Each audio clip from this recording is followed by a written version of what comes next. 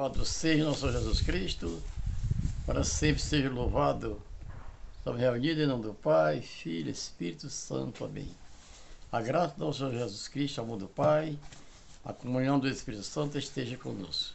Queridos irmãos e irmãs, passando para gravar mais uma palestra sobre os milagres escondidos de São Pio de Peltrautina. Eu quero falar sobre saber sofrer. O Padre Pio pagava as conversões e as curas à custa de um grande sofrimento moral e físico. Não vá de carruagem ao paraíso, advertia ele mesmo. As almas não se compram com dinheiro. Ao reino dos céus se sobe através da senda da oração e do sofrimento. Não em vão, o Dr. José Sala redigiu o seguinte histórico médico que teria arruinado a vida de qualquer mortal. Além do bronquite catarral, o Padre Pio sofria de cálculos no rim, tivera já 4 cálculos renais com emissão de pedras. Foi operado de hérnia inguinal pelo Dr. Festa e como complicação da bronquite catarral, teve problemas dos ouvidos e na laringe, que exigiram nos últimos 10 anos a colaboração dos especialistas da Casa do Alívio do Sofrimento. Em 1959 ele foi vítima de um processo inflamatório pleuropulmonar com derrame. As pesquisas de laboratório excluíram que fosse de natureza tuberculosa ou tumoral. Depois da inauguração da Casa do Alívio do Sofrimento, o Padre Pio foi examinado por médicos ilustres como os professores Gasbarrini, Valdoni, Cassano, Fontani, preocupados com a saúde e com a agitação a que era submetido. De 1966 a 1968, apareceram súbitos aumentos de temperatura que diminuíam em poucas horas. Em 1957, teve as primeiras crises de asma brônquica, que reduziram notavelmente a capacidade respiratória do Padre Pio, que a miúde se queixava de uma sensação de opressão no tórax. O Dr. Sala aludia ao insólito fenômeno de hipertermia, que os médicos eram incapazes de explicar. A temperatura corporal do Padre Pio chegava a superar os 48 graus, estourando os termômetros de mercúrio, o que levava a ter de recorrer aos de banho sem que existisse o menor indício de doença. Depois de 1 ou 2 dias, a temperatura voltava a ser normal. O Dr. Festa também não conseguia explicar um fato tão assombroso. A ciência médica escrevia: conhece casos de hipertermias excepcionalmente elevadas. A hipertermia ocorre sempre acompanhada de alguma doença grave e em temperamentos neuropáticos. Aparecem em casos agônicos ou pré-agônicos. E é a maior parte das vezes com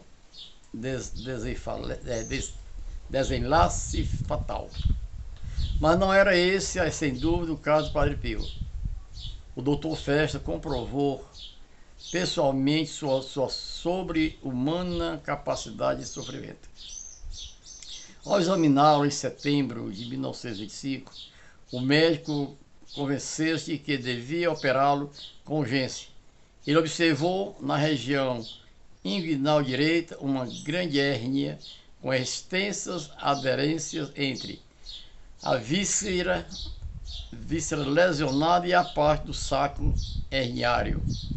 Depois de formar o superior, dispõe-se a intervenção no próprio convento, na manhã do dia 5 de outubro, por volta do meio-dia, depois de celebrar a missa e confessar o enfermo, se pôs nas mãos do doutor Festo, alertando que não desejava ser anestesiado. De nada serviu a obstinação do médico. O Padre Pio era de porte pequeno, modelo de obediência, e o paciente prometeu, em troca, não mover-se nem um pouco durante a operação, chegando a brincar: acaso saberias abster-se se me anestesiasse de bisbilhotar em minhas chagas? Embora a cirurgia tenha durado 1h45, não saiu de seus olhos um único lamento. Apenas quando o doutor extirpava o saco herniário, 2 grossas lágrimas rolaram por sua face.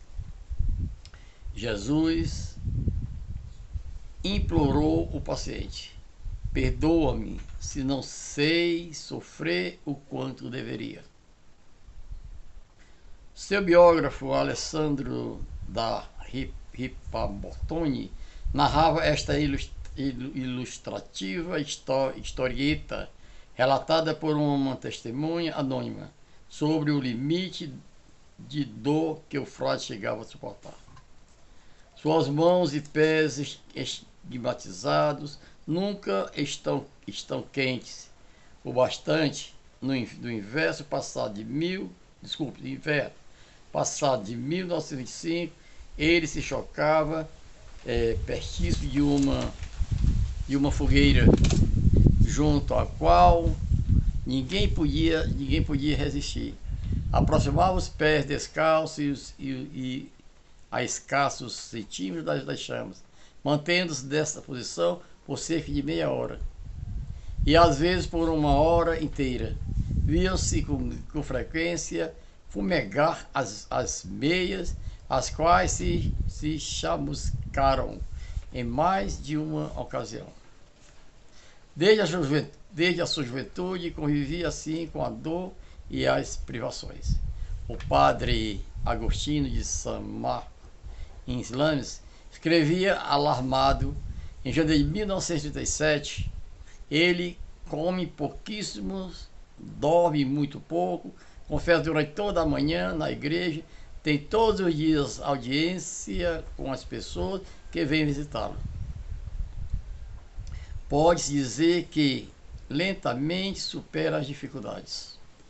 O Dr. Romanelli tampouco entendia, em suas próprias palavras, como era possível que um homem com tão pouca força, com uma alimentação insuficiente e inadequada no que se referia à qualidade sobretudo, pudesse suportar um trabalho tão contínuo. Muitos dias, confessa, desde a aurora até a tarde, já muito avançada, sem dar mostras de cansaço. Na relação de feitos que os capuchinhos remetiam de tempos em tempos ao Vaticano, por imposição da Santa Sé, dando conta de tudo o que acontecia em San Giovanni Rotondo, especialmente sobre o Padre Pio, se lê textualmente. Sofre com frequência fortes dores de cabeça, apresenta inapetência quase contínua, de vez em quando a febre o obriga a ficar de cama, costumando comer pouquíssimos ao meio-dia e absolutamente nada durante a manhã, e à tarde perdendo sangue todos os dias por causa das feridas, especialmente a do flanco.